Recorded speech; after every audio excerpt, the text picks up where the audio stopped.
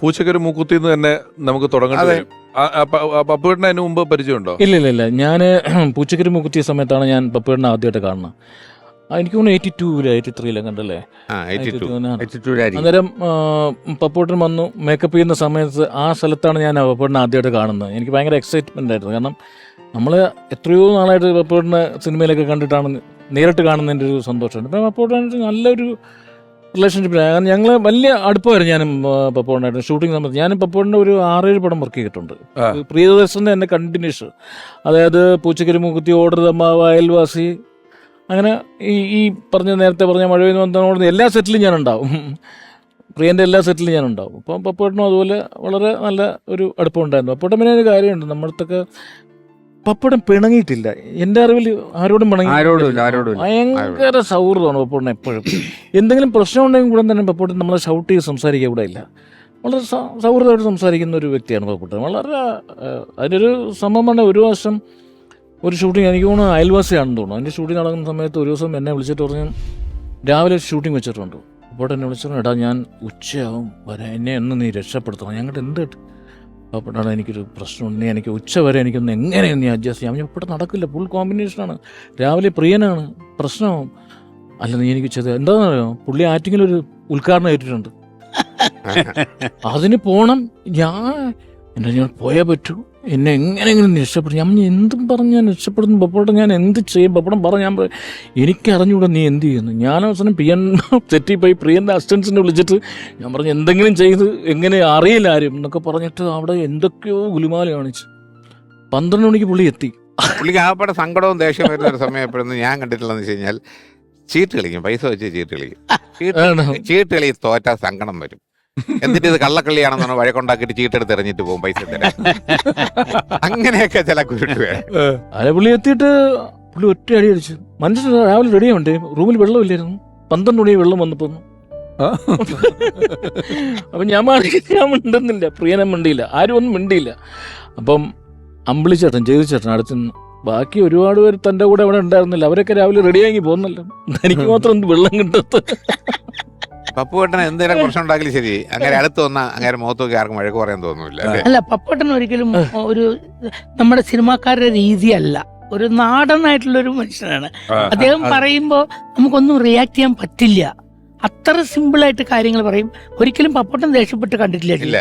അല്ല, ഈ സിമ്പിളായിട്ട് കാര്യം പറയുന്നതേ അദ്ദേഹത്തിന്റെ സിനിമയിൽ ഇപ്പൊ നിങ്ങളുടെ ഓട്ടോ എന്ന് പറയുന്ന പടത്തില് ഓട്ടോറിക്ഷയിൽ വെച്ച് മറന്നു വെച്ചിട്ട് കുറച്ച് പൈസ കിട്ടുമല്ലോ, ഒരു കെട്ട് പൈസ കിട്ടുമല്ലോ, ഒരാളുടെ കല്യാണത്തിന്റെ പൈസ, അശോകൻ ചേട്ടന്റെ കല്യാണത്തിന്റെ പൈസ കിട്ടും. അപ്പൊ ഈ പൈസ നിങ്ങൾ രണ്ടുപേരും കൂടെ ഇടതും വലത്തിരുന്നിട്ട് ഇത് എവിടെന്നാ കിട്ടിയെന്ന് ചോദിക്കുമ്പം പുള്ളി പടച്ചോൻ തന്നതാന്ന് പറഞ്ഞിട്ടൊരു കഥ പറയുന്നുണ്ട്.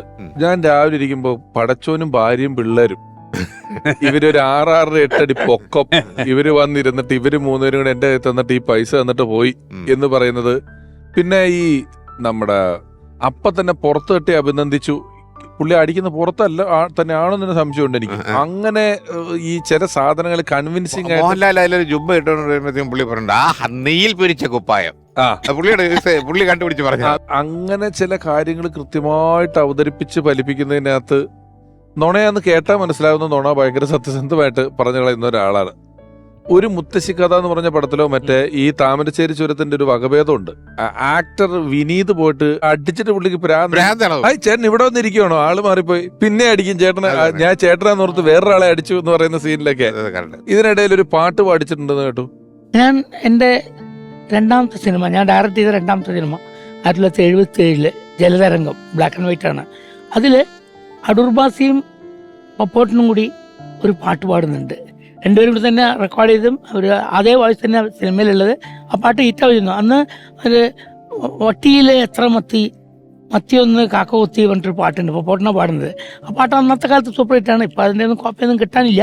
ബട്ട് അന്ന് അത് അഭിനയിക്കുമ്പോൾ ഞാൻ പറഞ്ഞില്ലേ, ഈ പപ്പോട്ടൻ ഒരിക്കലും ടേക്കിൽ ചെയ്യുന്നത് റിഹേഴ്സലിൽ ചെയ്യില്ല പറഞ്ഞാൽ അവിടെയാണ് അന്ന് ബാസിയേട്ടനായിട്ട് ഏറ്റവും കൂടുതൽ പ്രശ്നങ്ങളുണ്ടാകുന്നത്. കാരണം ആ പടത്തിൽ കാരണം വെച്ചാൽ പിന്നീട് ആ ക്യാരക്ടർ ഈ അടുത്ത കാലത്ത് ഞാൻ ഒരു സിനിമ ശ്രീനിവാസൻ ചെയ്ത് കണ്ടു.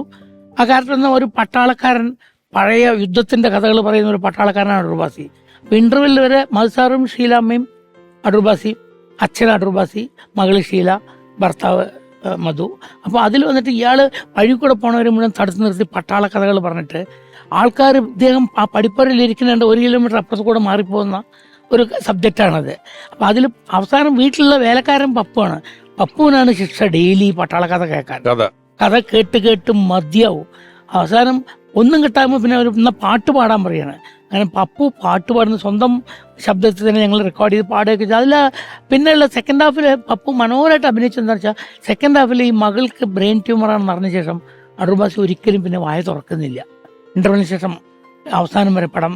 അപ്പോൾ ബാസിയുടെ അടുത്ത് ഇടയ്ക്കിടയ്ക്ക് വന്നിട്ട് പപ്പോട്ടം പറയും, എന്തെങ്കിലും പറയൂ, ഞാൻ ആ പഴയ യുദ്ധത്തിൻ്റെ കഥ കേൾക്കാൻ കാത്തിരിക്കുക എന്ന് പറയുമ്പോൾ നമ്മൾ വല്ലാതെ കരഞ്ഞു. അത്ര വളരെ നാച്ചുറലായിട്ടാണ് പപ്പോട്ടനയിൽ അഭിനയിക്കേണ്ടത്. ഈ പ്രിയൻ സാറിന്റെ ലൊക്കേഷനിലൊക്കെ നിങ്ങളിപ്പം ഉണ്ടെന്ന് പറഞ്ഞില്ല, ആ ലൊക്കേഷനിലൊക്കെ ഇവരുടെ ഒരു സ്ക്രിപ്റ്റിലുള്ളതും കൈന്നിടലുമായിട്ടുള്ള എൻ്റെ അളവ് എന്തുമാത്രമുണ്ട്? കാരണം എനിക്കിപ്പോൾ ഞാൻ നേരത്തെ പറഞ്ഞു, പൂച്ചക്കൊരു മുക്കുത്തിയില ഇറങ്ങി ഓടുന്ന സീനൊക്കെ എഴുതി വെക്കാൻ പറ്റുന്ന ഒരു സീനായിട്ട് ഒത്തിരി കൈന്നിടും, ഇഷ്ടം പോലെ. ഉടനെ പിന്നെ ഈ പറഞ്ഞതൊക്കെ അഴിച്ചുവിട്ട കൺട്രോൾ ഇല്ല, അങ്ങ് പോയേക്കും. അത് എന്ത് വന്നു. അതുകൊണ്ട് പ്രിയനൊക്കെ എപ്പോഴും അസിസ്റ്റന്റ് ഡയറക്ടറിന് കൂടെ ഓടിക്കണം പറയും, എഴുതി എടുത്തോളാൻ പറയും. അന്ന് ഈ പൈലറ്റ് ട്രാക്ക് കൂടെ എടുക്കാൻ പറ്റില്ലല്ലോ, ഓഡിയോ എടുക്കാൻ പറ്റാത്തതുകൊണ്ട് ഡയലോഗ് കൃത്യമായിട്ട് ഇല്ലെങ്കിൽ അഭിനേറ്റർ കുഴയും. അത് ചെയ്യാറുണ്ട്. അപ്പോൾ ഒരു രക്ഷയില്ല, പടം കൈന്നിട്ടുള്ള നേരത്തെ ഈ പിന്നെ അഭിനയ ജീവിതത്തിലെ കഥാപാത്രങ്ങളെ കുറിച്ച് പറയുമ്പോൾ എനിക്ക് പേര് ഓർമ്മയില്ല. PG വിശ്വംഭരൻ ചേട്ടൻ അഭിനയിച്ച ഡയറക്ട് ചെയ്തതാണ് ഒരു വയ്യാത്ത കഥാപാത്രമായിട്ട് വരികയും ചെല്ലപ്പൻ എന്ന് പറഞ്ഞ ഒരു കഥാപാത്രമാണ്. ഈ പപ്പുവേട്ടന് ആ ജനറേഷനിലുണ്ടായിരുന്ന ഒരുപാട് ആക്ടേഴ്സ് ഉണ്ട്. അതിൽ ഈ പപ്പുവേട്ടനും ഈ പറഞ്ഞ മാതിരി ഒരുപാട് ഇംപ്രൂവൈസ് ചെയ്യുന്ന ആളാണ്. ആ ഇംപ്രൂവൈസേഷൻ കപ്പാസിറ്റി ഇപ്പോഴത്തെ ന്യൂ ജനറേഷനിൽ ഒരുപാട് പേർക്കില്ല. എല്ലാവർക്കും എന്നല്ല ഞാൻ പറഞ്ഞത്, ഒരുപാട് പേർക്കില്ല. അന്ന് വരുന്ന അതല്ല സുഹാസിനി ഇവിടെ കൂടെ അഭിനയിച്ചിട്ട് മദ്രാസിൽ എന്ന് പറഞ്ഞ കാര്യം ഇതാണ്, മലയാള സിനിമയിൽ പോയി അഭിനയിക്കുമ്പോൾ സൂക്ഷിക്കണം, ഒരു പോസ്റ്റ്മാനായിട്ട് എഴുത്തുകൊണ്ട് വരുന്ന വരെ ടാലൻറ്റഡ് ആണ്. അല്ല, ഇംപ്രവൈസ് ചെയ്യുന്നെന്ന് പറഞ്ഞാലേ ഇത് ഇവര് ഭയങ്കര ഗ്യാരണ്ടി ഉണ്ട് സംവിധായകനെ. ഇപ്പൊ അതങ്ങ് ചെയ്ത് ഈ സംവിധായകൻ എഴുതിയതിന്റെ മീറ്ററിൽ ചെയ്തു പോവാന്ന് പറയുന്ന രീതിക്ക് അപ്പുറം ഇവരെ അഴിച്ചു വിട്ടു കഴിഞ്ഞാല് എന്തെങ്കിലും കൂടുതൽ കിട്ടും എന്നുള്ളൊരു ഉറപ്പിനുണ്ടല്ലോ. ഇപ്പം പറഞ്ഞില്ലേ, പ്രിയൻ സാറ് പറഞ്ഞു എന്ന് പറഞ്ഞില്ലേ, പടം എഴുതിയിട്ട് എഴുതാന്ന് പറഞ്ഞത്. ആ സീനിന് കൂടുതലും കൊഴുപ്പ് കിട്ടും എല്ലാ ആർട്ടിസ്റ്റും കൂടെ അങ്ങ്. പക്ഷെ അന്നത്തെ ആർട്ടിസ്റ്റ് അങ്ങനെ ആയിരുന്നു. ഇപ്പൊ പപ്പോടിന്റെ കൂടെ നിൽക്കുന്നത് ജഗതി, മാള, പൂജപ്പരവി, ഇതെല്ലാവരും ആയിരിക്കും കോമ്പിനേഷൻ സീക്വൻസുകൾ. അപ്പം ഒന്നിനൊന്നും മെച്ചമായിട്ട് അഭിനയിക്കും. അതാണ് ഞാൻ നേരത്തെ പറഞ്ഞാണെങ്കിൽ പ്രിയദർശനോട് ഞാൻ പറഞ്ഞാണ് അടുത്ത കാലത്തൊരു ഇതുപോലൊരു ഹ്യൂമർ സ്ക്രിപ്റ്റ് ഉണ്ടാക്കാനായിട്ട്. ഞാൻ പറഞ്ഞു കഴിഞ്ഞ പ്രാവശ്യം കണ്ടപ്പോൾ ഞാൻ ഇതുപോലെ നിങ്ങൾ ഞാൻ എങ്ങനെ പേന എടുക്കും ഒരു ആർട്ടിസ്റ്റിന്റെ പേര് പറയും ഇപ്പൊ ഞാൻ എഴുതുന്ന ഒരു ഇത് ചെയ്യാനായിട്ട്. എനിക്ക് നല്ല ഓർമ്മയുണ്ട് ഈ ഉയർഞ്ഞ നാടാകെ പറഞ്ഞ സിനിമ നമ്മൾ വർക്ക് ചെയ്യുമ്പോൾ മോഹൻലാൽ അഭിനയിക്കുന്ന സിനിമ, അത് വർക്ക് ചെയ്യുന്ന സമയത്ത് വയനാട്ടിലെ ഷൂട്ടിങ്.